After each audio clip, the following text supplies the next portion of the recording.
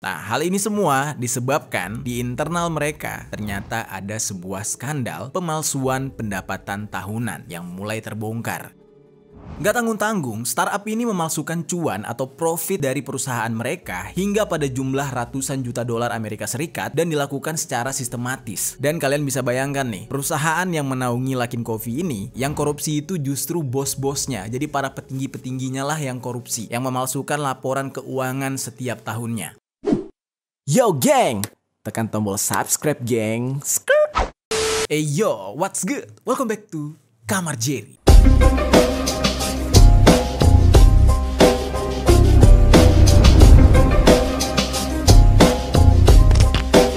Geng. Oke, hari ini kita bakal ngebahas tentang sebuah fenomena yang terjadi di Cina nih, geng. Seperti yang kita tahu, Cina ini adalah salah satu negara yang industrinya berkembang pesat. Dan budaya-budaya dari Cina itu bisa mempengaruhi dan tersebar di banyak negara. Contoh salah satunya adalah ya makanan mereka, Chinese food. Itu merupakan salah satu makanan favorit di banyak negara. Nah, tapi apakah kalian tahu, geng, kalau ternyata masyarakat Cina itu juga gemar minum kopi. Dan tren minum kopi di Cina telah mengalami pertumbuhan yang signifikan dalam beberapa tahun terakhir. Walaupun sebenarnya untuk orang-orang tua di sana yang masih tradisional, itu mereka lebih dominan meminum teh, tetapi anak-anak muda di Cina itu sekarang lebih memilih untuk minum kopi. Nah, ini semua gara-gara terpengaruh oleh tren dunia. Seperti yang kita tahu ya, salah satu brand kopi yang sangat besar di dunia dan juga menjamur di banyak negara yaitu Starbucks. Yang mana Starbucks sendiri itu adalah perusahaan makanan global milik Amerika atau asal Amerika. Nah, lalu ketika tren anak-anak muda di Cina mulai gemar dengan kopi, tetapi kopi yang sangat terkenal itu adalah Starbucks milik Amerika, jadi hal ini agak sedikit berlawanan dengan mereka. Karena seperti yang kita tahu ya, Cina itu agak sedikit anti dengan produk Amerika. Terus ditambah lagi keahlian mereka dalam meniru berbagai hal. Ya seperti yang kita tahu, banyak hal bisa dibikin KW versi Cina. Handphone KW, laptop KW, baju KW, itu Cina masih bisa bikin dan kualitasnya pun tidak kalah. Dan bahkan Tesla aja sekarang udah punya saingan yaitu BYD. BYD itu adalah salah satu perusahaan mobil listrik punya Cina yang mana penjualannya jauh lebih tinggi dari Tesla dan kecanggihannya jauh lebih tinggi dari Tesla. Nah, mengingat Cina adalah pakar atau jagonya dalam membuat barang tiruan atau membuat barang saingan, sampai-sampai brand kopi pun ketika mereka melihat Starbucks itu punya Amerika, mereka nggak mau Starbucks itu mendominasi di negara mereka. Akhirnya mereka bikinlah brand tandingan yang bernama Luckin Coffee. Nah, dan mulai di saat itu, gaya hidup orang-orang di perkotaan yang ada di Cina, terutama anak-anak mudanya, itu berubah total. Mereka menjadikan kopi sebagai lifestyle-nya mereka, sebagai gaya hidup mereka, dan hal itu terlihat keren. Nah, sebenarnya hal ini nggak cuma terjadi di Cina ya, geng. Di Indonesia pun kita bisa lihat ya, anak-anak muda Indonesia sekarang nongkrongnya di kedai kopi, di coffee shop. Pokoknya kalau nggak ngopi, nggak gaul gitu. Hari ini kita bakal ngebahas tentang Luckin Coffee ini, geng. Yang mana brand yang satu ini benar-benar menjamur di Cina dan merajai pasar kopi di Cina. Starbucks nggak ada apa-apanya dibandingkan Luckin Coffee di Cina. Nah, namun di dalam perjalanannya, Luckin Coffee yang sudah berhasil lebih unggul daripada Starbucks di Cina, ternyata ada skandal. Ada skandal keuangan yang menerpa brand yang satu ini dan mereka nyaris bangkrut, benar-benar hampir ke dasar. Tetapi ada satu hal yang sangat menarik nih, dan mungkin ini bisa menjadi pelajaran juga buat kita agar kita sebagai masyarakat Indonesia lebih mencintai produk lokal, lebih mencintai produk buatan dalam negeri. Yang mana ada sebuah pelajaran ketika Luckin Coffee ini bangkrut. Ketika itu, seluruh masyarakat Cina tiba-tiba berbondong-bondong dan beramai-ramai membeli Luckin Coffee dengan tujuan adalah satu hal, agar perusahaan yang hampir bangkrut atau hampir tutup ini bisa bangkit lagi karena masyarakatnya mensupport Luckin Coffee dengan membeli produk Luckin Coffee secara besar-besaran. Wah, ini seru banget nih buat kita bahas nih. Tapi nanti kita bakal bahas skandalnya dulu. Permasalahan seperti apa sih yang dihadapi oleh si pesaing Starbucks dari Cina ini? Nah, langsung aja kita bahas secara lengkap kasus yang satu ini di sisi lain.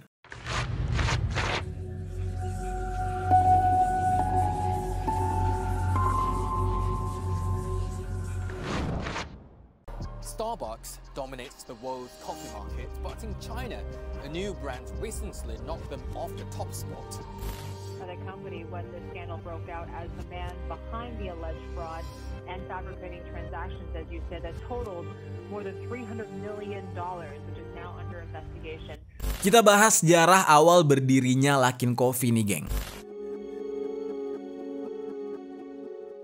Jadi sebelum ke inti permasalahan dan juga pelajaran yang bisa kita ambil dari pembahasan hari ini, kita bahas dulu mengenai sejarahnya. Jadi Luckin Coffee ini sendiri itu adalah sebuah perusahaan kopi yang berasal dari Cina yang didirikan baru-baru saja, yaitu pada tahun 2017.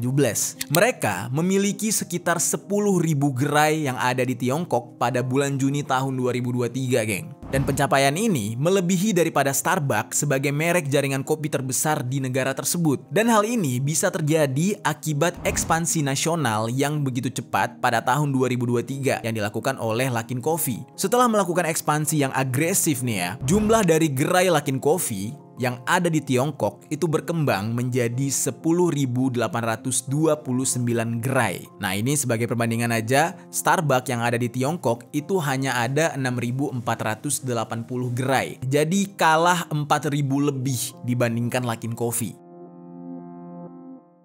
Lalu Luckin Coffee yang sudah mulai sukses di Tiongkok, di Cina gitu ya, langsung memperluas ekspansi mereka ke Singapura pada bulan Maret sebagai langkah internasional pertama mereka. Jadi yang tadinya hanya ada di Cina, akhirnya mereka buka gerai di luar Cina. Dan di Singapura, ya negaranya kan kecil, nggak terlalu gede. Jadi gerai mereka di sana hanya ada 14 gerai untuk sementara ini. Nah, sementara Starbucks itu udah mencapai 140 gerai di Singapura.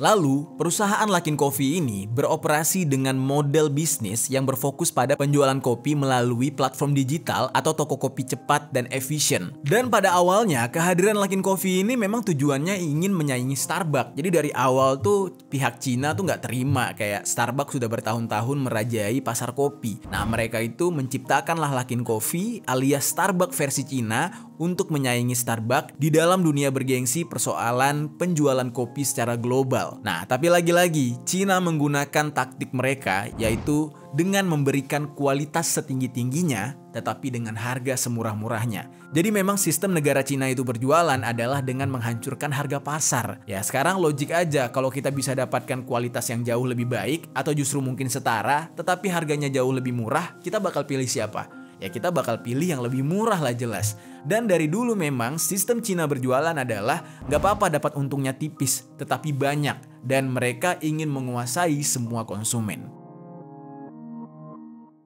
Nah, kemunculan Luckin Coffee ini dikenal memiliki model bisnis yang inovatif, yang mana mereka memusatkan perhatian pada penjualan kopi melalui platform digital dan jaringan toko kopinya. Dan oleh sebab itu, Luckin Coffee ini dengan cepat menjadi perbincangan di industri kopi karena pertumbuhannya yang sangat-sangat pesat dan pendekatannya yang inovatif terhadap bisnis. Dan perusahaan ini memperluas toko kopi mereka dengan menggabungkan teknologi serta strategi pemasaran digital untuk menarik pelanggan. Nah, lalu yang jadi pertanyaannya, siapa orang di balik Luckin Coffee ini? Kenapa kok dia bisa membuat Luckin Coffee sebesar ini, geng? Nah, jadi geng, ternyata di belakang Luckin Coffee itu ada seseorang yang bernama Jenny Qianzia. Dia ini adalah pendiri sekaligus mantan dari CEO Luckin Coffee. Dia adalah tokoh kunci di balik suksesnya Starbucks versi Cina ini. Lalu apakah dia punya background sebagai orang yang paham dengan kopi? Nah, ternyata enggak, geng. Dia ini memiliki pengalaman kerja yang kuat di bidang teknologi dan keuangan. Dia termasuk bekerja di perusahaan seperti Bain & Company dan Credit Suisse. Nah, sebelum akhirnya dia membangun Luckin Coffee. Nah, tapi sayangnya nih geng ya, Jenny Qianzia ini sudah tidak lagi menjadi CEO di Luckin Coffee. Dia sudah mengundurkan diri karena skandal yang terjadi di Luckin Coffee. Nah, nanti kita bakal bahas skandalnya tuh skandal apa gitu. Kok bisa hal ini hampir membuat Luckin Coffee menjadi bangkrut habis-habisan. Nah, tapi sebelum itu, kita bakal bahas dulu nih, apa sih yang menjadi kemiripan serta perbedaan antara Luckin Coffee dengan Starbucks. Yang mana kan memang tujuannya Luckin Coffee ini adalah sebagai pesaing Starbucks. Kita bahas.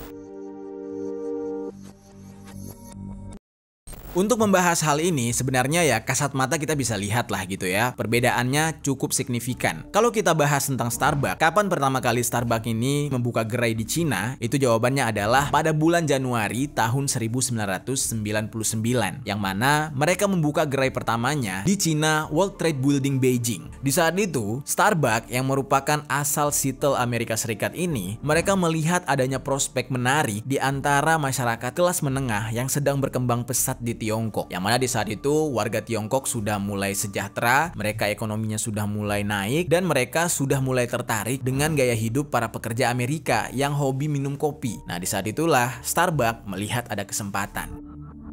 Pada awal-awal Starbucks membuka gerainya di Tiongkok itu tidak seantusias ketika mereka membuka gerai di tempat lain. Nah, Starbucks itu sempat berganti-ganti strategi tuh ketika mereka memperkenalkan produk mereka di Tiongkok. Awalnya, mereka mempertahankan pendekatan pemasaran yang simple dengan fokus kepada lokasi toko yang ramai dengan pejalan kaki untuk meningkatkan visibilitas merek secara alami. Jadi kayak bukannya di mall yang mana udah pasti orang bakal lewat terus ngelihat, wih ada kopi nih, bolehlah coba beli gitu. Nah, tujuannya kayak gitu. Jadi kayak tukang bakso lah gitu ya. Di mana ada keramaian di situ ada tukang bakso. Mau itu habis ada demo, ada bom, ada apa, pokoknya tukang bakso, tukang somai, abang Starling pasti ngumpul. Nah, dulu Starbucks sistemnya kayak gitu. Di mana ada keramaian berarti mereka di situ akan membuka gerai. Lalu, beberapa tahun berikutnya, mereka mulai memperluas jangkauannya dan menerapkan strategi pemasaran yang sangat terlokalisasi. Yang kemudian, ternyata perubahan strategi itu memberikan keuntungan besar bagi mereka. Dan di saat itu ya wajar aja, Starbucks itu belum ada saingan sama sekali ketika berada di Tiongkok. Karena orang-orang Tiongkok masih meminum kopi tradisional. Ketika mereka merasakan Starbucks, mereka merasakan ada rasa yang baru, hal yang baru, dan menurut mereka itu enak dan juga bergengsi gitu. Nah, lalu sekian lama mereka menguasai pasar kopi sampai akhirnya muncullah Luckin Coffee. Luckin Coffee ini memiliki strategi yang jauh berbeda dengan Starbucks. Mungkin Starbucks pada awalnya melakukan pendekatan dengan cara nilai-nilai budaya, sementara Luckin Coffee itu memanfaatkan tren di masyarakat. Tetapi, dua-duanya ini memiliki pasar masing-masing, geng. Starbucks banyak penggemarnya, Luckin Coffee apalagi, karena mereka membangun brand image yang seolah-olah meminum Luckin Coffee bagi anak-anak muda di Tiongkok itu adalah sebuah hal yang keren. Nah, kemunculan Luckin Coffee pada awalnya itu menerapkan 3 konsep nih, geng, dari setiap outlet yang ada. Ada yang berupa cafe yang menyediakan space bagi para customer agar mereka bisa nongkrong. Ada juga outlet yang hanya menyediakan pick up, jadi kayak coffee and go gitu. Jadi nggak bisa nongkrong gitu ya. Lalu yang terakhir, ada outlet yang hanya melayani pemesanan secara delivery. Nah, sementara Starbucks itu nggak ada tuh coffee and go-nya. Terus juga kalau untuk delivery ya di gerai utamanya juga gitu. Berbeda dengan Luckin Coffee yang memisah-misahkan masing-masing gerainya. Kalau Starbucks ketika di Cina atau Tiongkok, mereka lebih mengincar tempat-tempat ramai seperti mall atau tempat-tempat liburan gitu ya. Nah, berbeda dengan Luckin Coffee. Nah, Luckin Coffee ini berhasil menggunakan strategi pemasaran yang efektif dengan fokus membuka gerai mereka di kawasan perkantoran. Ya, memang pusat keramaian juga, tetapi mereka lebih fokus di pusat perkantoran karena berpikir para pekerja-pekerja muda itu bakal terlihat keren ketika mereka pakai ya baju yang rapi, terus mereka terlihat seperti eksekutif muda dan sambil memegang kopi. Nah, jadi strategi pemasarannya tuh kayak gitu, membuat brand image seolah-olah kalau lo pengen keren ya lo harus minum kopi, yaitu Luckin Coffee setiap harinya. Dan seperti biasa gitu ya, ketika ada brand baru yang muncul, udah pasti para selebriti, influencer akan dilibatkan untuk di-endorse. Dan di saat itu, lagi-lagi tujuan dari Luckin Coffee ini adalah ingin menciptakan image kalau mereka itu adalah kopi kekinian, kalau mereka itu adalah hal yang modern, tidak seperti Starbucks yang sudah kuno. Jadinya di saat itu anak-anak muda yang melihat para selebriti serta influencer yang meminum Luckin Coffee sehingga mereka tertarik, dan di dalam pikiran mereka ya tergambarkan bahwa keren itu adalah Luckin Coffee dan Luckin Coffee itu adalah hal yang keren. Dan di kemunculan awalnya Luckin Coffee ini bakar duit gila-gilaan, geng. Kalian bayangkan aja ya. Jadi semua orang di saat itu di Cina itu kan ada banyak ribuan, ratusan ribu bahkan ya, yang mana mereka kalau baru saja mendownload aplikasi Luckin Coffee, mereka akan mendapatkan kopi gratis. Bener-bener habis download langsung dapat gratis. Jadi bayangkan tuh bakar duitnya berapa triliun tuh Luckin Coffee. Jadi bukan main-main gitu ya, kemunculan pesaing Starbucks ini. Dan cara itu ternyata adalah strategi yang sangat-sangat efektif untuk mereka memperkenalkan produknya kepada masyarakat Cina. Yang mana ketika masyarakat Cina menerima kopi gratis yang pertama kali mereka minum, ternyata enak banget dan mereka akhirnya mulai meninggalkan Starbucks. Mereka lebih memilih untuk membeli Luckin Coffee. Dan juga kerennya Luckin Coffee ini adalah mereka mengedukasi masyarakat Cina dengan memberitahu kalau Luckin Coffee itu adalah produk asli Cina. Sehingga warga Cina yang memiliki rasa nasionalisme tinggi, mereka pengen produk dalam negeri mereka maju, even itu ya tiruan, KW kek, atau pengen nyaingin brand lain kek, mereka akan support. Jadi mereka benar-benar sedikit demi sedikit perlahan-lahan meninggalkan Starbucks dan beralih ke Luckin Coffee. Jadilah Luckin Coffee benar-benar sukses di saat itu dan bisa dikatakan berhasil menyaingi dan mengungguli Starbucks terkhususnya di Tiongkok. Nah, namun nih geng, keberhasilan Luckin Coffee itu tidak berjalan lama, tidak berlangsung lama karena ada sebuah skandal yang menyebabkan mereka nyaris bangkrut. Sekarang kita masuk ke dalam pembahasan skandal cuan palsu Luckin Coffee.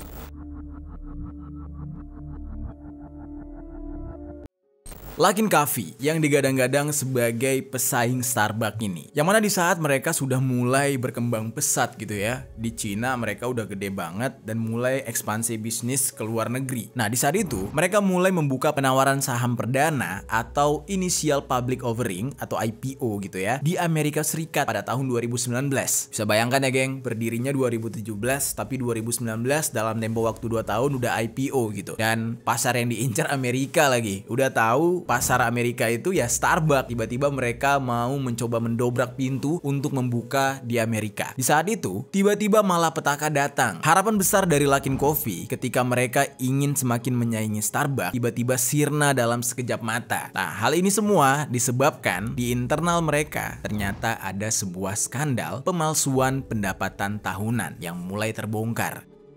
Gak tanggung-tanggung, startup ini memalsukan cuan atau profit dari perusahaan mereka hingga pada jumlah ratusan juta dolar Amerika Serikat dan dilakukan secara sistematis. Dan kalian bisa bayangkan nih, perusahaan yang menaungi Luckin Coffee ini, yang korupsi itu justru bos-bosnya. Jadi para petinggi-petingginya lah yang korupsi, yang memalsukan laporan keuangan setiap tahunnya. Pada awalnya, pihak Luckin Coffee secara internal itu menyelesaikan penyelidikan internal independennya terlebih dahulu. Dan di saat itu mereka memeriksa semua eksekutif di perusahaan tersebut. Lalu ternyata mulai terbongkar nih geng, Luckin Coffee ini membuat pernyataan atau laporan palsu dan mengarang kinerja keuangan di perusahaan mereka untuk bisa menarik para investor. Jadi ibaratnya itu kayak dia ketemu pemodal, para investor yang dia bilang tuh yang enak-enaknya aja. Dan bahkan yang enak-enak itu semuanya sebenarnya nggak ada, itu semua palsu. Kayak dibilang ini penjualan kita meledak nih di daerah sini, gerai kita tuh semakin berkembang dan semakin banyak gitu di negara-negara lain. Nah, aslinya semua itu hanyalah kepalsuan. Nah, ketika diaudit, Luckin Coffee ini gagal mengungkapkan pendapatan dan pengeluaran secara akurat dan sebenar-benarnya. Dan mereka memperoleh uang melalui laporan bank yang dipalsukan. Intinya di saat itu, semua laporan serta catatan keuangan itu nggak akurat, semuanya itu palsu dan juga menipu. Dan mereka itu kong kali kong dengan perusahaan pendanaan, vendor, dan juga perusahaan cangkang pihak ketiga untuk mengarang pengeluaran serta pembiayaan dalam produksi. Tapi untungnya nih geng, tim investigasi independen itu berhasil menemukan bahwa telah terjadi manipulasi hasil penjualan dan juga pendapatan pada tahun 2019 yang dilaporkan meningkat 2,12 miliar yuan atau setara dengan 300 juta dolar Amerika Serikat. Kalau di dalam mata uang rupiah itu sekitar 4,3 triliun rupiah, geng. Wah, gila ya, hasil penjualan kopi sampai triliunan gitu, berarti kan tinggi banget gitu, geng. Nah, tapi itu semua adalah palsu. Jadi bisa dibayangkan ya geng, kalau kalian memalsukan data hasil penjualan dengan angka atau uang sebesar itu, kayaknya itu bakal masuk ke dalam api neraka yang paling bawah sih ya, soalnya penipuan kelas berat gitu. Nah, tim penyidik di saat itu memeriksa lebih dari 550.000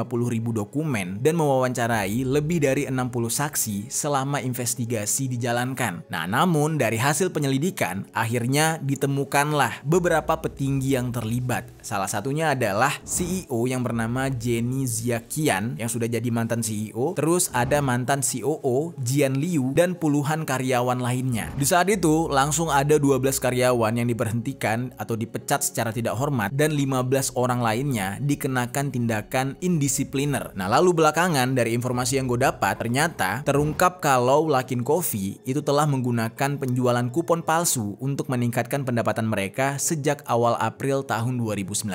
Dengan karyawannya yang terlibat di dalam 3 jenis skema penipuan, yaitu transaksi yang dilakukan dengan memalsukan kupon kepada 3 kelompok konsumen seperti pelanggan perorangan, pelanggan korporat, dan juga penjualan ke perusahaan cangkang pihak ketiga atau agen perantara yang akan menjual kembali kupon tersebut kepada pelanggan perorangan dan beberapa manajemen. Serta di saat itu, karyawan Luckin Coffee itu mengetahui skema dan pencatatan akuntansi palsu tersebut. Lalu anehnya lagi nih geng, transaksi palsu tersebut dibuat menggunakan pihak ketiga yang memiliki hubungan dengan karyawan perusahaan. Jadi korupsinya itu nggak cuma di internal, tapi ada bantuan dari luar lagi. Nah, pihak ketiga ini membantu menyalurkan dana yang mendukung transaksi palsu ke Luckin Coffee. Jadi kayak dana siluman gitu loh geng. Kayak misalkan nih, kita tuh pengen terlihat perusahaan kita sukses. Otomatis kan di pembukuan, tabungan perusahaan itu kan harus ada angka yang besar. Nah, mereka tuh minjem tuh duitnya dari pendana palsu. Transfer dulu dong duit lu ke gue. Nanti kalau udah tercatat tuh ya di buku banknya ada sekian puluh miliar atau triliun, nah, ntar lu tarik lagi. Yang penting gue butuh catatan tersebut. Dan skandal penipuan ini sudah mereka mulai sejak bulan April tahun 2019, sebulan sebelum Luckin Coffee ini debut IPO di Amerika Serikat. Jadi sebelum mereka ekspansi ke Amerika Serikat, beberapa bulan sebelumnya ya mereka mulai melakukan penipuan-penipuan.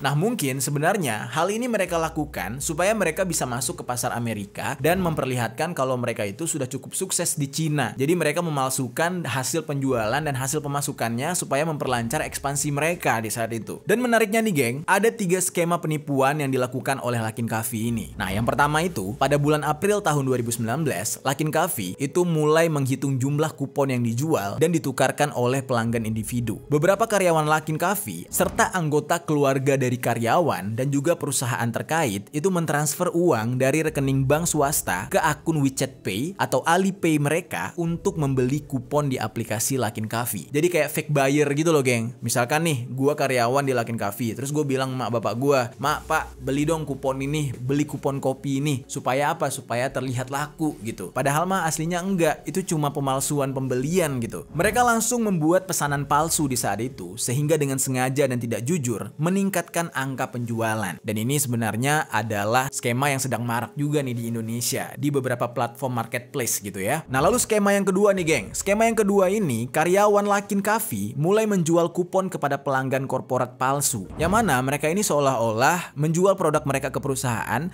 tapi yang beli lagi-lagi ya karyawannya sendiri. Pelanggan korporat tersebut akan mentransfer uang dari akun WeChat Pay dan juga Alipay perusahaan mereka ke aplikasi Luckin Coffee untuk membeli kupon. Jadi skemanya mirip-mirip, hanya saja tokoh pelanggan palsunya yang beda. Nah, terus tujuannya tetap sama, yaitu untuk meningkatkan angka penjualan. Seolah-olah laporan penjualannya tuh tinggi banget, padahal mah semuanya mereka jual sendiri, beli sendiri. Nah, lalu yang terakhir, skema ketiga nih. Skema ketiga ini melibatkan karyawan Luckin Coffee yang memalsukan jumlah kupon yang dijual ke perusahaan cangkang pihak ketiga atau kepada agen. Nah, kalau si agennya ini beneran, misalkan gini, Luckin Coffee akan mendistribusikan kepada para agen produk kopi mereka. Jadi dikirim tuh, nih, gue kirim ya satu persatu ke kota-kota lu. Nah, nanti yang akan jadi pembelinya atau pelanggannya yang membeli dari agen itu ya karyawannya lagi, karyawannya si Luckin Coffee ini. Jadi mereka itu bener-bener bakar duit, ngeluarin produk kepada agen, mereka jajan lagi. Jadi di saat itu kan si agennya mencatat bahwa Luckin Coffee ini benar-benar laku. Jadi skemanya itu ya skema begitu doang. Dan bahkan lama-kelamaan para agen yang tadinya independen, mereka itu merupakan pihak ketiga, lama-lama agennya justru dikendalikan oleh Luckin Coffee sendiri. Jadi mereka membuat agen-agen independen yang seolah-olah benar-benar independen, padahal itu agen masih di bawah naungan Luckin Coffee. Jadi skemanya tuh benar-benar mereka buat tuh. Skemanya seolah-olah produk mereka keluar semua, laku semua, ada pembelinya. Padahal produknya mereka buat, lalu mereka beli sendiri, dan entah dikemanakan itu produk setelah mereka beli. Apakah mereka minum sendiri atau mereka bagi-bagi? Itu belum jelas.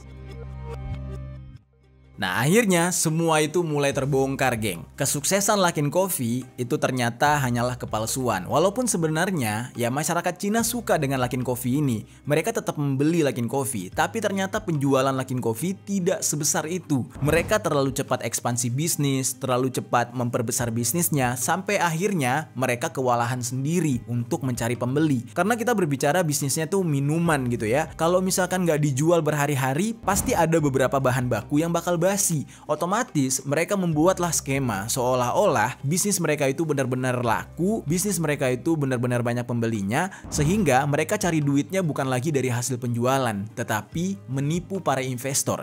Jadi investor yang punya duit tertarik tuh ngelihat, wah mantap nih, ada prospek ke depannya nih, duit gue taruh di sini bakal cuan, bakal untung. Karena dari pembukuannya laku banget. Ternyata kenyataannya tidak seperti itu.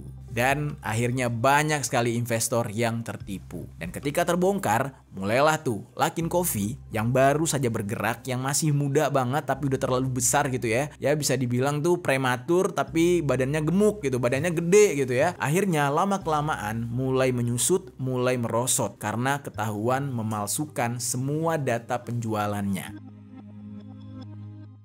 Nah sekarang kita masuk ke dalam pembahasan Luckin Coffee yang mulai hampir bangkrut tetapi justru bisa bangkit lagi. Nah ini bisa jadi pelajaran nih buat kita masyarakat Indonesia. Kita harus berkaca juga nih dari masyarakat Cina. Bagaimana mereka getolnya, mereka bangganya dengan produk dalam negeri mereka. Walaupun mereka tahu kalau produk tersebut sebenarnya sudah melakukan skandal penipuan. Kita bahas.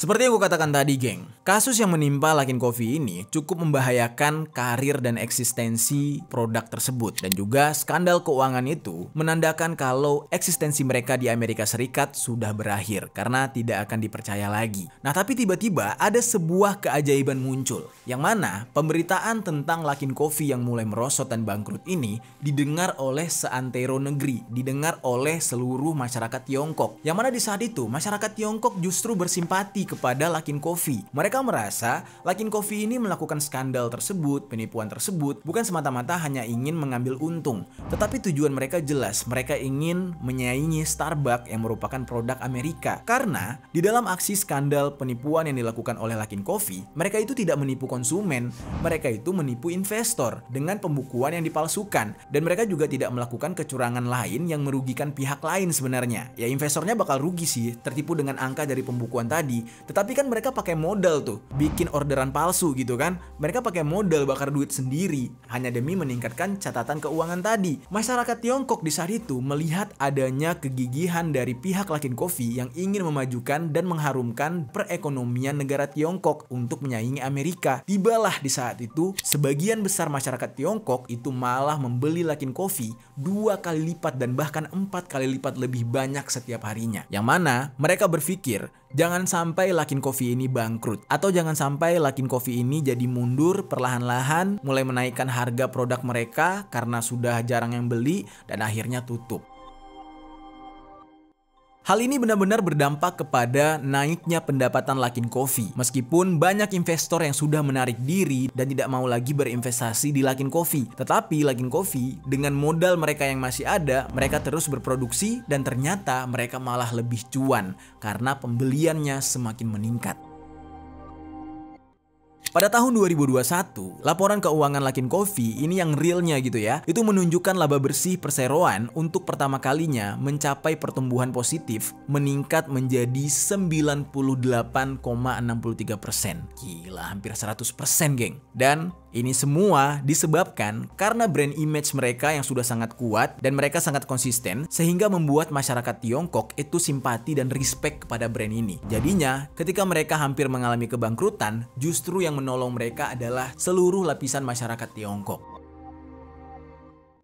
Nah, dan di saat itu, Luckin Coffee perlahan-lahan mulai bangkit kembali. Mereka mulai berfokus lagi kepada penjualan di Tiongkok secara besar-besaran dan juga mulai kembali memanggil tokoh-tokoh terkenal, influencer, selebriti agar menarik audiens anak-anak muda di Tiongkok untuk terus mengkonsumsi produk mereka. Dan di saat keuangan mereka sudah mulai naik lagi, akhirnya mereka menandatangani kontrak dengan aktris muda yang bernama Tan Songyun, dan seorang bintang besar yang bernama Lelouch.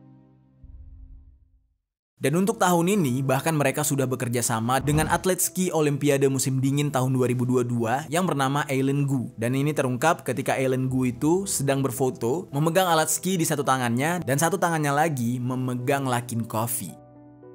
Dan kerjasama antara Luckin Coffee dengan beberapa tokoh terkenal ini akhirnya membuat nama mereka semakin naik lagi. Karena mereka benar-benar fokus menyaring dan memilih brand ambasador yang tepat. Dan sampai saat sekarang ini, Luckin Coffee yang sempat mengalami kebangkrutan dan kemunduran, sekarang mulai stabil lagi, geng.